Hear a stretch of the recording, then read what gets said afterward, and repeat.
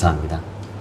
이제 하나님의 말씀을 함께 나누고자 합니다. 오늘 하나님께서 우리들에게 주신 생명의 말씀은 창세기 43장 23절의 말씀입니다.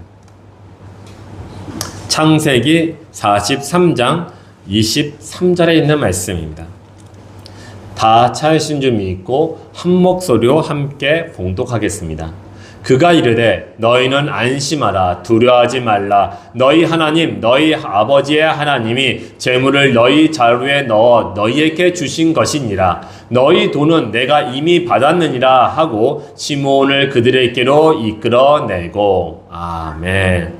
하나님이 오늘 우리들에게 주신 이 생명의 말씀을 가지고 하나님을 바라보아라 라는 주제로 말씀을 증거했을 때 하나님의 크신 은혜를 다 받으시기를 주의 이름으로 축원합니다. 아멘. 네, 감사합니다.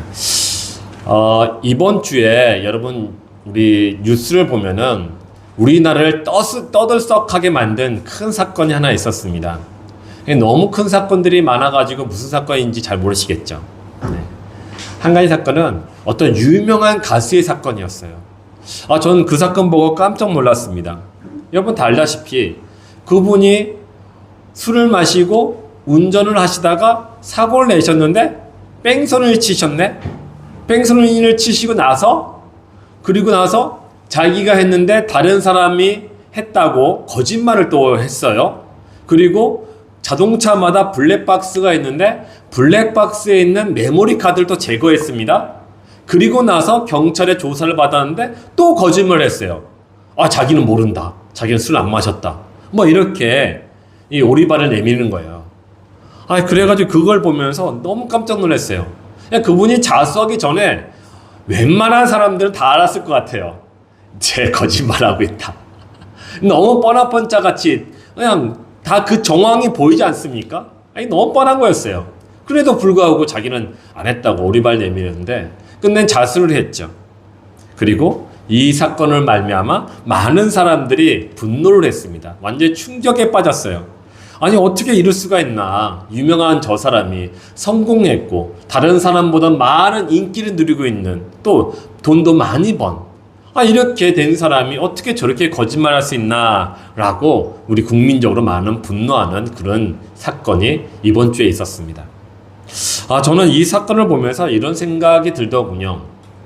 이 사건이 또 그 가수가 정말 이 시대를 보여주고 있는 적나라하게 우리들에게 보여주는 우리들의 일그러진 자화상이 아닐까라는 생각이 들었습니다. 이 시대가 지금 어떤 시대입니까? 성공제일주의의 시대입니다. 그리고 물질 만능주의의 시대고 또 경쟁을 하는데 경쟁을 해서 무조건 이겨야 돼요.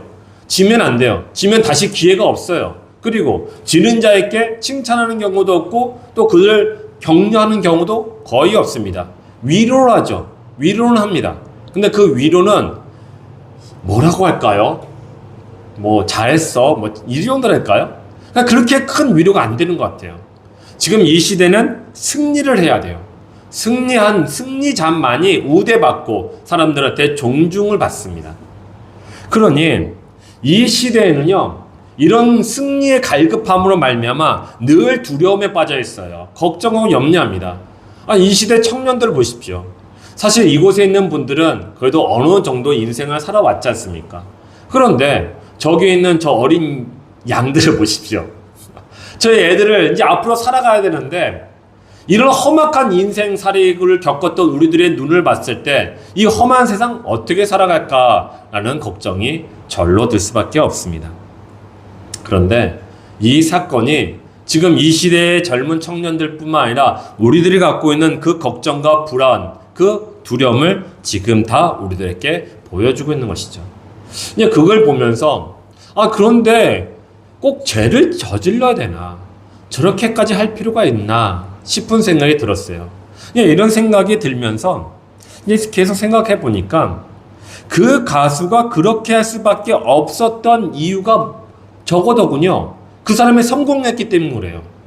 성공했기 때문에 그래요. 그 젊은 나이, 올해 33살이었나? 32살로 나왔던 걸 기억하는데 그 젊은 나이에 아무나 할 수 없는 그 성공을 맛보았거든요.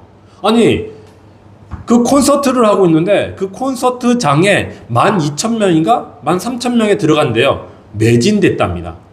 1회만? 아니요. 그 다음에도 계속적으로 매진이 됐답니다. 아니 10,000명 모인다는 게 그게 보통 일이겠습니까? 그렇게 어마어마한 큰 성공을 누렸기 때문에 그 사람이 이 시대에 갖고 있는 걱정과 두려움에 빠져서 그와 같은 죄악을 저질렀다고 생각이 들더군요. 그렇습니다.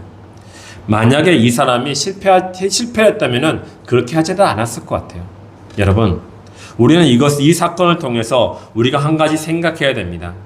그 사람이 성공하지 않았을 때는 분명히 그는 자신의 정체성과 자신의 사명감을 인하여 그는 분명히 자신의 길을 걸어갔을 거라 생각 들어요. 자르나 오르나 치우치지 않냐고 분명히 나는 이 길을 걸어가야 돼. 난 이걸 해야 돼. 하면서 여러 가지 생각을 했을 거라 생각됩니다. 그런데 성공을 하다 보니까요. 주변 사람들을 인식하기 시작했어요. 주변 사람들이 나한테 인기를 주고 있어요. 나만 쳐다보고 있어요. 내게 자랑을 주고, 내게 영광을 주고, 내게 돈을 주고, 내가 가지고 싶었던 것들을 다 주고 있었어요. 와, 그랬더니 이 사람이 이걸 놓치고 싶지 않았던 것이겠죠. 왜냐하면 이걸 한번 놓치면은 다시 못 잡아요. 여러분 알다시피요, 이 땅에 가수들이 얼마나 많이 있습니까? 가수 지망생들이 정말 많이 있지 않습니까? 아마 제가 숫자를 세보지 않았지만은 대충 한 10,000명 될 것 같아요. 아이돌을 꿈꾸면서 가수 지망생들이. 그들 중에 지금 이렇게 성공한 사람은 0.1%도 안 될걸요? 어마어마한 큰 성공을 거두었습니다. 그런데 이 성공을 가진 이 사람이 이걸 놓치기 싫었던 것이에요. 붙잡고 싶었던 것이겠죠. 그래서 최선을 다했을 거라 생각됩니다. 그런데 그 최선이 오히려 자기에겐 독이 됐던 것이죠. 주변에 받는 그 시선, 주변에 나를 바라보고 있는 그 마음들, 그 기대치, 그것들이 점점 자신을 무너뜨려 갔던 것이었어요. 무너뜨리고 그리고 내가 이걸 놓치면 안 돼. 내가 더 잘해야지. 더 많은 인기를 얻어야 돼. 더 많은 사람들을 내가 더 모아야 돼. 거기에 집중하다 보니까 자신을 잃어버렸어요. 자신의 정체성과 자신의 사명감을 잃어버렸던 것이죠. 그래서 점점 나를 보는 것이 아니라 상대방을 보게 됐어요. 그리고 상대방의 움직임에 따라 자기가 따라갔던 것이죠. 그래서 이 죄를 줬던 것이에요. 얼마나 끔찍합니까? 오히려 그는 지금 이때 더욱더 자신의 정체성과 자신의 가야 할 길을 바라봤어야 됐었어요. 그래야지 이렇게 무너지지 않고 더 많은 사람들에게 오랫동안 그렇게 영광을 또 인기를 얻을 수 있었고 또 자신의 그 삶을 살아갈 수 있었다고 생각됩니다. 그런데 지금 이 사람처럼 성경 인물에 똑같은 사람이 한 명 있어요. 혹시 누군지 아시겠습니까? 사무엘상 18장 6절에서 9절의 말씀을 읽었습니다. 5절부터 다윗은 사울이 보내는 곳마다 가서 지혜롭게 행하며 사울이 그를 군대의 장으로 삼았더니 온 백성이 합당히 여겼고 사울의 신하들도 합당히 여겼더라. 무리가 들어올 때 곧 다윗이 블레셋 사람을 죽이고 돌아올 때 여인들이 이스라엘 모든 성읍에서 나와서 노래하며 춤추며 소고와 경세를 가지고 왕 사울을 환영하는데 여인들이 뛰놀며 노래하여 이르되 사울이 죽인 자는 천천히요 다윗은 만만이로다 한지라. 사울이 그 말에 불쾌하여 심히 노하여 이르되 다윗에게는 만만을 돌리고 내게는 천천만 돌리니 그가 더 얻을 것이 나라 말고 무엇이냐 하고 그날 후로 사울이 다윗을 주목하였더라. 아멘.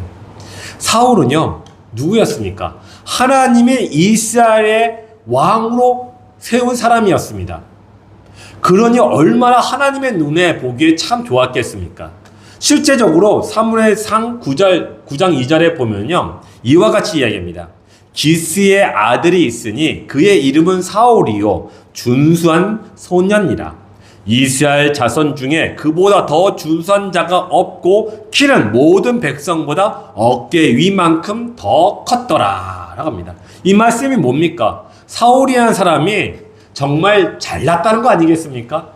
잘나도 너무 잘난 것이에요. 그러니까 하나님의 보기에도 너무 잘했고 좋고 또 사람들의 눈에 보기에도 잘난 사람이었다는 것이겠죠. 자, 이 사람이 한때는 정말 하나님의 영광을 위해서 열심히 일했어요. 그래서 하나님으로부터 칭찬도 받고 또 사람들로부터 존경을 받았습니다. 그러니까 사람들이 자기만 지나가고 자기가 무슨 말을 하면요, 마치 하나님을 보듯이 자기가 존경하고 모든 영광을 돌렸던 것이었어요. 그런데 어느 순간부터 점점 자신의 정체성을 잃어가기 시작했어요. 자신의 사명감을 잃어가기 시작했어요. 그 사무엘 때도 그랬지 않습니까? 사무엘께도 그렇게 가다가 어느 날 이 블레셋하고 전쟁을 하게 되었습니다. 전쟁을 했는데 여러분, 아무리 잘나도 사람이잖아요. 부족한 게 있고 연약한 게 있고 나약한 게 있지 않습니까? 늘 잘할 수는 없잖아요. 이 블레셋의 딱 군대 대장을 봤더니 골리앗이네. 어려서부터 장군이었어요. 힘은 어마어마하게 셌고요. 키는 어마어마하게 컸고요. 그 앞에서 떨지 아니한 자가 없었습니다.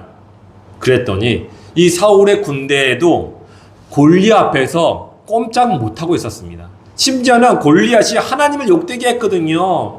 막 욕을 하나님을 욕되게 했는데도 그 이스라엘의 사람들은 아무 말도 못하고 꽁꽁 숨어 있었어요. 그때에 다윗이 등장하지 않습니까? 다윗이 등장해가지고 하나님의 만군의 여호와의 이름으로 나가서 골리앗을 한 방에 넘어뜨렸어요. 와, 어마어마한 일이었습니다. 그 소식을 이제 이스라엘 백성들이 다 듣게 되었죠. 우와, 다윗이 골리앗이란 저 어마어마한 군인을 저 군대 대장을 한 방에 죽였대. 대단하다 했어요. 그리고 나서 이 사울은요, 다윗에게 다시 여러 가지 일을 맡겼습니다.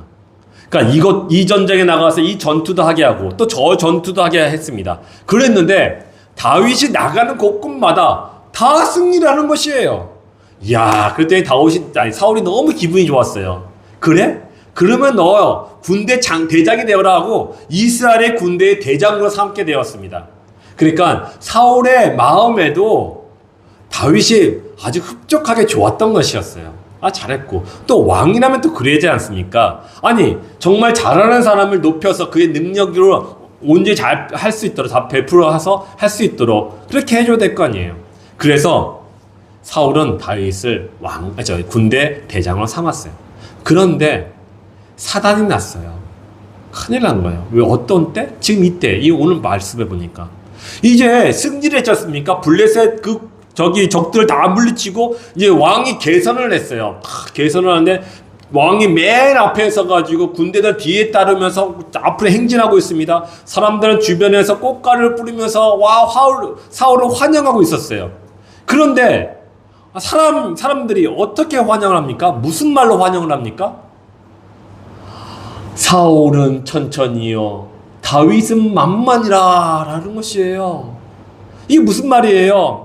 사울 왕보다 다윗이 더 위대하다는 거 아니겠습니까? 그러니까 국민적인 지지를 한 몸에 받았어요. 국민의 인기도 한 몸에 받았던 사람이 바로 다윗이었어요. 그런데 사울이 그 모습을 본 거예요. 심히 질투한 거예요. 심히 불쾌하다고 하지 않습니까? 심히 질투한 거예요. 이게 웬 말인가? 아니, 왕인 내가 나가서 전쟁을 하고 돌아왔으면은 그 전쟁에 누가 나와서 싸우든 간에 그 전쟁의 승리는 누구의 것이다? 왕의 것이에요. 그런데 들어오면 당연히 왕을 높여야 될 거 아닙니까? 사울은 만만이요, 사울은 만만 이래야 되지 않습니까? 그런데 사람들은 그러지 않았어요. 다윗을 얘기했어요. 다윗은 만만이다, 사울은 천천히다. 그랬더니 불쾌한 거예요. 여러분, 9절에 사울이 다윗을 주목하였더라 하지 않습니까? 저 주목이 긍정적인 의미일까요? 부정적인 의미일까요? 부정적이에요. 부정적이에요. 내가 너 지켜보겠어, 너 두고 보겠어, 너 똑바로 하자면 너 죽어, 이 뜻 아니겠어요? 그랬던 것이에요. 여러분, 사울의 어떤 면에서 보면 굉장히 속이 좁은 것 같아 보여요. 아니, 어떻게 저럴 수 있나? 아니, 자기가 왕이니까 누가 왕을 빼앗는 것도 아닌데 그 다윗이 칭찬받으면은 그 같이 박수 쳐주면 좋지 않겠나? 이러면 좋잖아요. 그런데 그렇지 않았던 것이에요. 그러니까 다시 말해서는요, 사울이 속이 좁아서 그런 것이 아니라 이건 정말 현실적인 문제이고 인간의 삶의 실제란 것이에요. 왜냐면요, 그 당시나 지금도 마찬가지일 거예요. 조선시대나 어떤 때나 시대에 분별하고 왕의 자리는 언제든지 빼앗길 수가 있는 것이었어요. 저기 말씀 보세요. 이제 더 얻을 것이 무엇이냐? 나라 말고 무엇이 있겠느냐 그러지 않습니까? 이 말이 뭡니까? 다윗이 국민적인 지지를 등에 업고 나의 자리, 왕의 자리를 빼앗는들 누가 그것을 말리겠느냐라는 말이 똑같은 거예요. 그러면 사울의 입장에서 보면은 두려운 것이에요. 겁난 것이에요. 내가 그동안 하나님으로부터 인정받고 국민들로부터 존경을 받고 영광을 받고 제일 높은 자리에서 서 있는데 다윗이란 저 꼬맹이가 와가지고 나의 자리를 빼앗아 가버릴 수 있겠구나라는 생각이에요. 이거는요, 자신의 아들이었던 요나단 있지 않습니까? 요나단의 그 왕위마저도 빼앗아 갈 수 있는 것이고, 나중에는 여러분, 만약에 사울 왕이 있고 다윗이 왕위에 올랐다 생각해 보세요. 왕권 강화를 위해서 전임 그 왕을 내버려 둬야 될까요? 제거해야 될까요? 제거를 해야 돼요. 다시 이 사람들에 의해서 복위 운동을 하게 되면은 또 나라에 큰 분란이 일어나고 뺏길 수도 있잖아요. 죽임 나올 수도. 그럼 또 죽여야 돼요. 이것밖에 없어요. 그러니까 이 문제는 인간적인 현실적인 문제이고 인간적인 어떤 삶의 실제에 있던 것이었어요. 그래서 사울은 다윗을 죽이려고 했던 것이었죠. 여러분, 이 문제는 우리가 정말 그 앞에 있던 그 유명한 가수하고 같이 볼 수 있는 것입니다. 이 사람이 정말 하나님께 주신 그 정체성을 사울이 확실하게 갖고 있었다면, 그 사람이 정말 사명감을 갖고 있었다면은 다윗을 죽이려고 하지 않을 수도 있었을 것 같아요. 왜? 왕은 누가 세우는 것이다? 사람이 세우는 것이다? 하나님이 세우는 것이다? 하나님이 세우신 것이에요.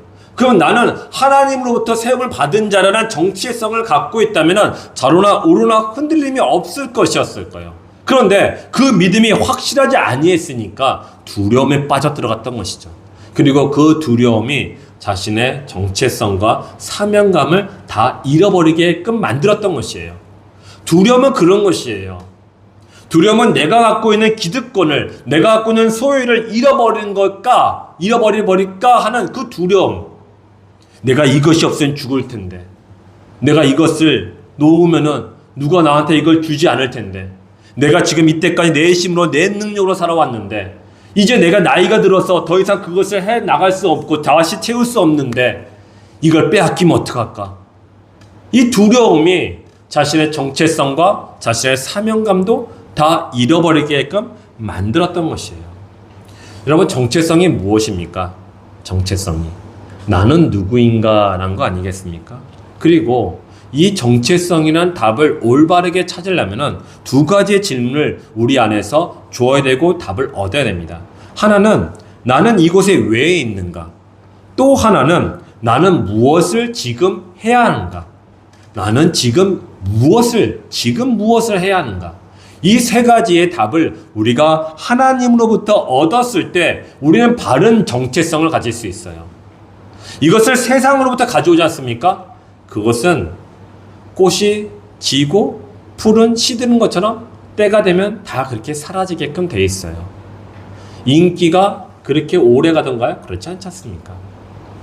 하나님으로부터 우리가 이 정체성을 가졌을 때에 그 정체성을 우리가 하나님께 가기 전까지, 가는 그날까지 우리가 좌로나 우로나 치우치지 아니하고 우리가 이 땅에서 온전하게 올바르게 살아가게 될 줄 믿으시기 바랍니다.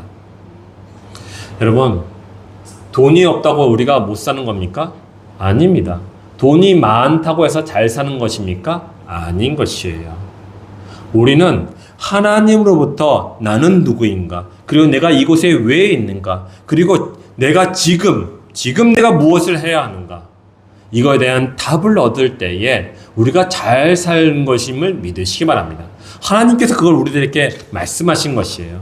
이 사울은 그것을 잃어버리는 순간에 이 마음에 죄악이 들어와서 다윗을 죽이려고 했던 것이었어요.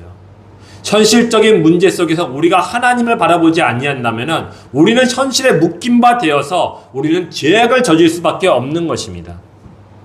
여러분, 우리는 늘 하나님을 바라보시길 바랍니다. 하나님을 바라봐야 돼요. 힘들고 어렵고 바쁘시죠? 그러시죠? 그런데 단 5분만이라도, 아니 단 1분만이라도, 아니 하나님께 식사 기도할 때 진정 어린 말 한마디라도 하나님을 바라보시기 바랍니다. 그래야지 정말 이 땅에 살아가면서 사람답게 살아갈 수 있는 줄 믿으시기 바랍니다. 우리가 사람으로 지음을 받았잖아요. 그러면 사람답게, 하나님의 뜻대로 사람답게 살아가야 되지 않겠습니까? 사랑하는 성도 여러분, 이 시대의 모습이 사울의 모습 속에서 발견되었다면, 그럼 사울이 죽이려고 했던 다윗이 어떻게 살았는지 우리가 봄으로 말미암아 우리의 삶의 방향성을 우리가 찾게 되고 발견되게 될 줄 믿습니다. 우리가 그래서 다윗이 어떻게 살았는지, 그러니까 사울 앞에서 다윗이 어떻게 행동했는지 우리가 딱 두 가지만 짧게 나누도록 하겠습니다. 첫 번째는 다윗이요, 피하기만 했어요. 10절에서 12절에 이렇게 말합니다. 그 이튿날 하나님께서 부리시는 악령이 사울에게 심있게 내림에 그가 집안에서 정신없이 떠들어대므로 다윗이 평일과 같이 손으로 수금을 타는데 그때에 사울의 손에 창이 있는지라. 그가 스스로 이르기를 내가 다윗을 벽에 박으리라 하고 사울이 창을 던졌으나 다윗이 그 앞에서 2번 피하였더라. 여호와께서 사울을 떠나 다윗과 함께 계심으로 사울이 그를 두려워한지라. 아멘. 자, 악한 마음을 품은 사울은 다윗을 죽이려고 합니다. 하지만 다윗은 어쩝니까? 맞서 싸웠나요? 창을 던졌어요? 그리고 그 창이 다윗이 피하니까 벽에 박혔어요? 그러니까 벽에 박힌 창을 뽑아다가 다시 사울한테 던졌습니까? 아니요, 그러지 않았어요. 다윗은 2번이나 창을 던짐을 받았지만 단 한 번도 그 창을 뽑아다가 사울에게 던지지 않았어요. 맞서 싸우지 않았어요. 오직 그가 한 일은 피하기만 했습니다. 피하기만. 마치 요셉이 보디발의 아내의 그 유혹으로부터 피하듯이 피했던 것이었어요. 그랬더니 하나님이 그에게 어떻게 했습니까? 사울이 다윗을 두려워하게끔 만들었어요. 아니, 아무 저항도 못했어요. 그냥 멍청하게 당하기만 했어요. 피하기만 했어요. 그런데 사울이 어찌했습니까? 강한 사람 아니었습니까? 권위가 있는 사람이고 권세가 있는 사람 아닙니까? 그 사람이 아무 힘도 없는 그 다윗이 피하는 거 보면서 그 마음에 다윗을 두려워했다고 얘기합니다. 놀라운 일이 아니겠습니까? 아니, 더 분노를 했을 것 같은데 그 분노 속에 그는 그를 두려워했던 것이에요. 다시 말해서는요, 다윗을 두려워하는 마음이 자기 안에 그를 분노케 만들었던 것이었고 그 두려움이 다윗을 더욱더 두려워하게끔 만들었다는 것이에요. 사랑하는 성도 여러분, 이것이 무엇이겠습니까? 이것이 바로 하나님의 방법대로 살아가는 자에게 주시는 하나님의 능력인 줄 믿으시기 바랍니다. 하나님의 방법대로 했던 것이에요. 세상적인 방법은 저것을 뽑아다가 그 사람에게 던져야 되는 것이에요. 그런데 다윗은 그렇게 하지 않았습니다. 다윗이 했던 방법은 피하기만 했던 것이었어요. 피하기만 했던 것이 바로 하나님의 방법이었던 것이에요. 하나님의 찾으시는 사람, 하나님과 함께하는 그 사람이 어떤 사람입니까? 하나님의 방법대로 행하는 사람인 줄 믿으시기 바랍니다. 그때 하나님이 그에게 역사하시고 그에게 복을 주셔서 많은 주변에 있는 사람들이 그를 두려워하게끔 만들었던 것이에요. 오히려 사울이 갖고 있었던 그 권세와 그 능력이 이제는 다윗에게 넘어갔던 것이에요. 이게 하나님의 원리인 줄 믿으시기 바랍니다. 하나님은 이렇게 우리들에게 역사하시는 것이에요. 여러분, 로마서 12장 17절에서 21절에 이렇게 말씀하십니다. 아무에게도 악을 악으로 갚지 말고 모든 사람 앞에서 선한 일을 도모하라. 악에게 지지 말고 선으로 악을 이기라. 아멘. 그렇습니다. 다윗에겐요, 마음의 기준이 있었어요. 저것이 나한테 던져졌을 때 저것이 분명히 나를 죽일 수 있는 창이라는 걸 알게 되었어요. 그랬더니 피한 거 아니겠습니까? 만약 저게 아무것도 아니다, 저게 나한테 오는 것이 나한테 조금이라도 피해를 주지 않을 거라면 다윗이 피했겠습니까? 안 피했죠. 분명히 저 창은 나를 죽일 수 있다는 거라는 그 위험이 있었기 때문에 피한 거 아닙니까? 그렇다면은 다윗은 어떤 기준으로 저것이 나를 죽일 수 있다, 저것은 나를 죽일 수 없다, 이렇게 판단했을까요? 바로 하나님의 말씀인 것이에요. 하나님의 말씀이요. 우리가 날마다 하나님의 말씀을 읽으면서 이 말씀이 나한테 무슨 유익이 있겠어? 이게 그냥 뭐 하는 거겠어? 아무것도 아니지? 그냥 내가 의뢰하는 일이지 라고 생각했던 그 가볍고 아무것도 아닌 것처럼 보였던 그 말씀을 가지고 자신의 삶의 기준을 둔 사람이 하나님으로부터 복을 받아가지고요, 사울이 그를 두려워하게끔 하게 만들었던 것이었어요. 세상에 아무것도 아니었어요. 피하기만 했어요. 무력하게 만들었어요. 그런데 저 사람이 나한테 했던 그 행동이 나의 기준을 봤을 때 저거는 악이라고 생각하는 순간에 피했던 것이었죠. 사랑하는 성도 여러분, 그렇습니다. 하나님의 방법이 아닌, 하나님의 인도하심이 아닌, 하나님의 능력이 아닌 다른 방법으로 나를 공격하는 그 모든 것들을 주의 말씀으로 대적하셔서 나를 변화시키시는 여러분들이 되시기를 주의 이름으로 축원드립니다. 내가 먼저 변해야 돼요. 상대방이 먼저 변하는 것을 원하지 마십시오. 내가 변했을 때 상대방이 변하게 되는 것이고, 내가 하나님으로부터 축복받았을 때 그것이 차고 넘쳐서 상대방에게 전하게 주는 것이고, 그로 말미암아 하나님께서는 나만 축복하십니까? 아닌 것이에요. 우리 가족 모두를 축복하시는 것이에요. 막혀있는 것들이 열리게끔 하시고요, 묶여있는 것들이 풀어지게 하는 그 놀라운 기적 같은 역사는 내가 내 방법대로 살아가는 사람에게 주어지는 것이 아니라 하나님의 방법대로 살아가는 자에게 주심을 믿으시기 바랍니다. 이 믿으면서 가세요. 내 마음대로 내 뜻대로 하잖아요. 만약에 다윗이 같이 던져버렸잖아요. 이길 수는 있겠죠. 전쟁에 능한 자니까. 그런데 그것이 얼마나 오래 가겠습니까? 오래 가지 못해요. 아마 왕을 죽인 자라고 해가지고 국민들로부터 더 거센 저항이 왔을 거예요. 핍박이 왔을 거예요. 박해가 왔을 거예요. 다 떠나갈 수 있었을 것이에요. 피했기 때문에 저런 영광을 얻을 수 있었던 것입니다. 두 번째는요, 29절에 30절인데 사울이 다윗을 더욱더욱 두려워하여 평생에 다윗의 대적이 되니라. 블레셋 사람들의 방백들이 싸우러 나오면 그들이 나올 때마다 다윗이 사울의 모든 신하보다 더 지혜롭게 행하며 이에 그의 이름이 심히 귀하게 되니라. 아멘. 여러분, 놀라운 것은요, 다윗이요, 자리를 지키고 있었다는 것이에요. 어떤 자리냐면요, 사울 옆에 있는 자리를요. 그러니까 다윗이 죽임을 당하고 있었잖아요. 저 사람이 나 죽이려고 하는데 근데 왕이네? 그럼 내가 아무것도 못하네? 뭐 이런 상황 가운데 있는데, 저 같으면은, 여러분 같으면은 왕의 곁에 있겠습니까? 어떻게든 도망가겠습니까? 아니, 살아야 될 거 아니에요. 일단은 살고 봐야 될 거 아니에요. 그럼 도망을 가야 될 거 아니에요. 저 같으면 도망갔을 것 같아요. 그런데 다윗은요, 사울 곁에 떠나지 않았어요. 그 옆에 있었고요. 더 놀라운 건요, 사울이 시키는 거 다 했어요. 시키는 일들마다 다 했어요. 오죽하면은 성경에서 다윗을 두고 그가 지혜롭게 행하며 그가 하는 일들마다 모든 것이 다 잘되니라 라고 얘기하고 있어요. 아니, 나를 죽이려는 사람이 나에게 명령을 했어요. 근데 그 명령을 다윗이 경솔히 여기지 아니하고 더욱더 그 일을 열심히 했다고 합니다. 그래서 하나님께서 그를 지혜롭다고 하죠. 여러분, 놀라운 거냐, 그렇게 지혜롭게 했던 다윗이요, 결과에 책임을 지지 않으려고 했다는 것이에요.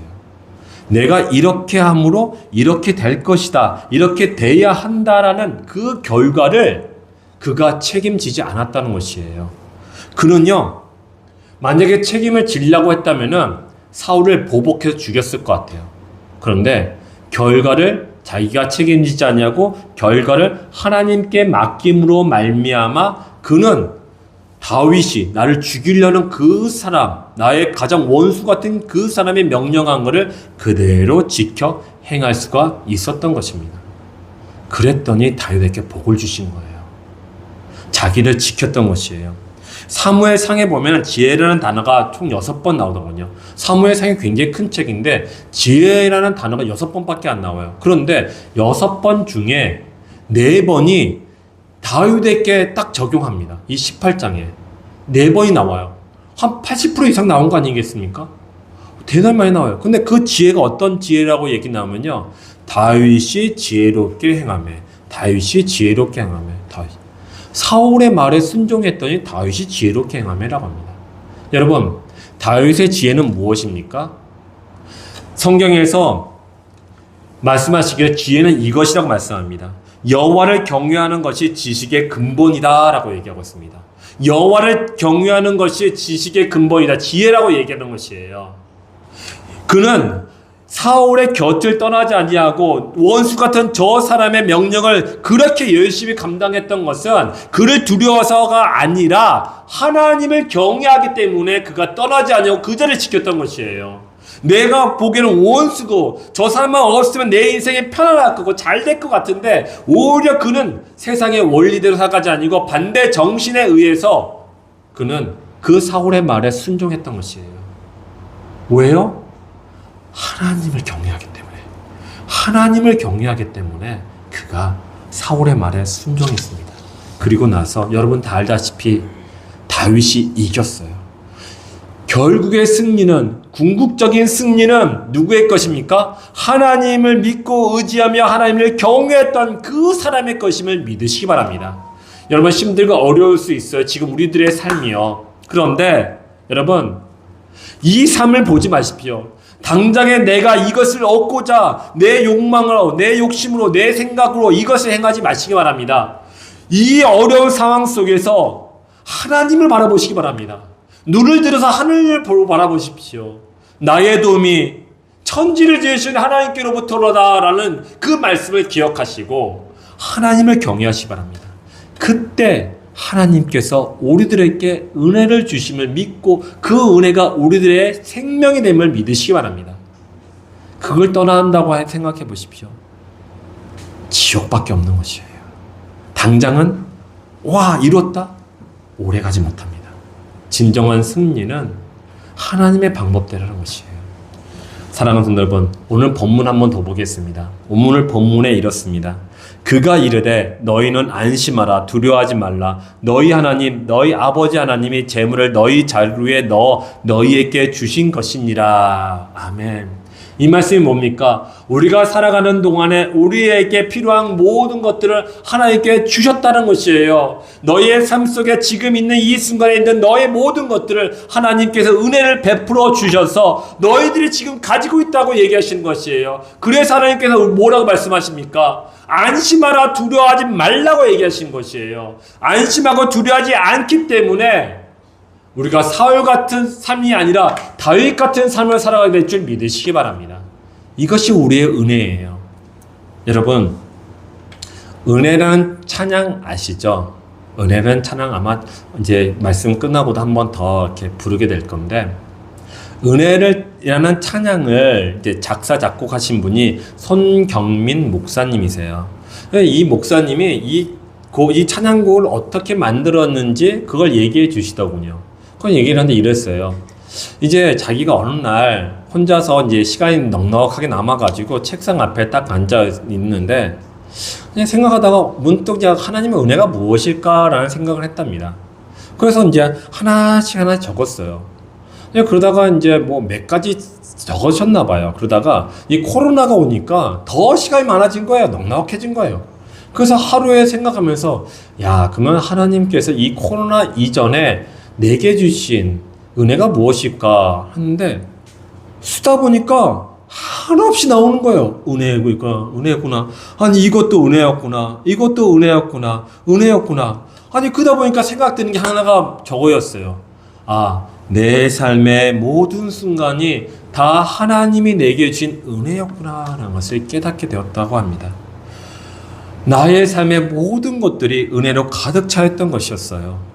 마치 은혜라는 큰 바다 안에 살고 있는 물고기처럼 내게 주어진 모든 것들이 하나님이 내게 주신 은혜였구나 라는 것을 깨닫다라고 합니다. 그러면서 그렇구나, 내가 어디를 간다 할지라도, 내가 믿음이 없어서 삶을 이탈한다 할지라도 나는 하나님의 은혜라는 큰 바다 안에 살고 있었구나 라는 것을 깨달았다고 합니다. 사랑하는 성도 여러분, 그렇습니다. 우리의 삶의 전체가 이미 하나님의 은혜 안에 살고 있음을 믿으시기 바랍니다. 이 믿음이 우리가 이 땅에 살아가면서 사울과 같이, 아니요, 다윗과 같이 살아가게 될 줄 믿으시기 바랍니다. 우리가 다윗과 같이 살아가는 우리들은요, 하나님의 방법대로 살아가야 돼요. 하나님의 방법대로 살아갔을 때에 정말 내가 숨 쉴 수 있는 것도 은혜였고, 내가 이 모양, 이 상황도 이것도 은혜구나. 이 모든 것들이 하나님께서 내게 주신 은혜였구나 라는 것을 깨달을 때 우리 마음 가운데 평안이 임하게 될 줄 믿으시기 바랍니다. 우리가 찬양 한 곡 드리고 기도하겠습니다. 지금은 하나님께서 우리에게 은혜를 주시고 구원하신 우리 구주 예수 그리스도의 그 이름과 하나님 아버지의 극진하신 사랑과 은혜와 성령 하나님의 도우심을 받아서 오직 믿음으로, 오직 은혜로, 오직 말씀으로 살아가고자 하는 우리 주님의 교회 모든 성도들의 머리 위에와 가정 위에 이제로부터 영원토록 항상 함께 있을지어다. 아멘. 아버지 하나님, 그렇습니다. 아버지, 이 땅 가운데 우리가 살아가는 동안에 아버지 하나님, 우리 주님의 교회가 더욱더 하나님을 바라보게 하여 주시옵소서. 말씀에 귀하게 여겨 주시옵소서. 말씀의 삶을 따라 살아가게 하여 주시옵소서. 그래서 우리 주님의 교회 모든 성도들이 주님의 은혜와 사랑 안에서 행복하게 하여 주옵소서. 행복하게 하여 주옵소서. 하나님의 은혜밖에 없습니다. 예수님의 이름으로 기도드렸습니다.